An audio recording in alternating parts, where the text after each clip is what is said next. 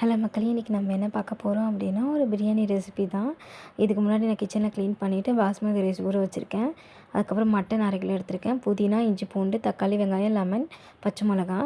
இதுக்கு நான் வந்துட்டு ஒரு குட்டி டபரா தான் எடுத்திருக்கேன். இதுக்கு தேவையான ஸ்பைசஸ் பார்த்திங்கன்னா சோம்பு, பட்டை, லவங்கம், ஏலக்காய், அதுக்கப்புறம் அதெல்லாம் போட்டுட்டு நீட்டு வாக்கில் அரைஞ்சி வச்சுருக்க வெங்காயம் அது கொஞ்சம் போட்டுக்கலாம். போட்டுட்டு நான் இது நல்லா கிண்டி விட்டுட்டு இந்த ஸ்டேஜில் பார்த்திங்கன்னா 2 பச்சை மிளகா நான் ஆட் பண்ணுறேன் காரத்துக்காக. இது ஒரு பக்கம் அப்படியே இருக்கட்டும். கறியை நம்ம வேக வச்சுக்கலாம். இதுக்கு நான் மஞ்சத்தூள், உப்பு இதெல்லாம் போட்டு இது ஒரு சைடில் வேக வச்சுட்டேன். இந்த ஸ்டேஜில் வரும்போது நான் வந்து இஞ்சி பூண்டு பேஸ்ட் ஆட் பண்ணியிருக்கேன். நல்லா இதை வதக்கிட்டு இந்த ஸ்டேஜில் கொஞ்சம் புதினா, அதுக்கப்புறம் இதையும் நல்லா வதக்கிட்டு அப்புறம் பார்த்திங்கன்னா நான் என்ன எடுத்துருக்கேன், பிரியாணி மசாலாவும் வெறும் மிளகாத்தூள் மட்டும்தான் எடுத்திருக்கேன். வேறு எதுவும் நான் ஆட் பண்ணல. இதுக்கப்புறம் தயிர் போட்டு நல்லா வந்துட்டு இந்த மாதிரி பண்ணிவிட்டு இந்த ஸ்டேஜில் நான் வந்து தக்காளி ஆட் பண்ணிவிட்டு கொஞ்சம் சால்ட் ஆட் பண்ணிக்கிறேன். ஆட் பண்ணிவிட்டு நல்லா கறி வெந்துருச்சு. இப்போ இந்த கறியும் அந்த பிரியாணியில் நம்ம ஆட் பண்ணிக்கலாம்.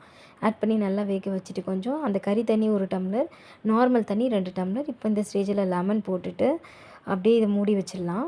அப்புறம் பார்த்திங்கன்னா நான் கொஞ்சம் ஒரு குட்டி சால்னா பண்ணலான்னு இருக்கேன் பிரியாணிக்கு.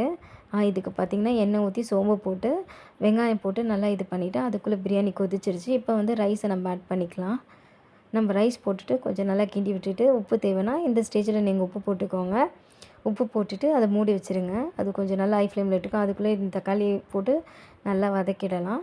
வதக்கிட்டு நம்ம பிரியாணிக்கு மிச்சம் இருந்த கறியில் இதை கொஞ்சம் இந்த சால்னாக்கு போட்டுக்கலாம். நான் பார்த்திங்கன்னா இதுக்கு வெறும் மிளகாத்தூள் தான் ஆட் பண்ண போகிறேன். இந்த மிளகாத்தூள் 1 ஸ்பூன் போட்டால் போதும். வேறு எதுவும் ஆட் பண்ணணும்னு அவசியம் இல்லை. இப்போ பார்த்திங்கன்னா நல்லா வந்து பிரியாணி வந்து ஆஃப் ஸ்டேஜுக்கு வந்துருச்சு. இப்போ வந்து தம் போட்டுடலாம். நான் என்கிட்ட கனமான பாத்திரம்லாம் நான் இட்லி குண்டானில் தான் தண்ணி பிடிச்சி வச்சுருக்கேன். சால்னாவும் ஆல்மோஸ்ட் ரெடி ஆகிடுச்சு. இப்போ வந்து நம்ம இதை வேறு பிளேட்டுக்கு மாற்றிக்கலாம். மாற்றிட்டு அதுக்கப்புறம் பச்சடி ரெடி பண்ணிக்கலாம்.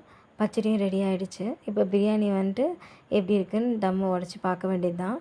பிரியாணி தம்மை உடச்சிடலாம் வாங்க. அப்படியே மேலே அப்படியே எடுத்து வச்சு பார்க்கலாம். அரிசி பார்த்திங்களா உடையவே இல்லை. நல்லா உடையாமல் அப்படியே வந்திருக்கு. சூப்பராக இருக்குது. இப்படி தாங்க. இந்த மாதிரி நானே இப்போ தான் ஃபஸ்ட் டைம் இந்த பாத்திரத்தில் செய்கிறேன் வாங்கினதுலேருந்து. எங்கள் 2 பேருக்குன்றதுனால நாங்கள் ஒரு சின்ன பாத்திரம் டபரா வாங்கி வச்சுருந்தேன். நல்லா அப்படியே அரிசி பார்த்திங்கன்னா ஒன்று கூட ஒட்டலை. ஒன்றோட ஒன்று ப்ளஸ் பார்த்திங்கன்னா அப்படியே ஒன்று கூட உடையாமல் இருக்குது நல்லா.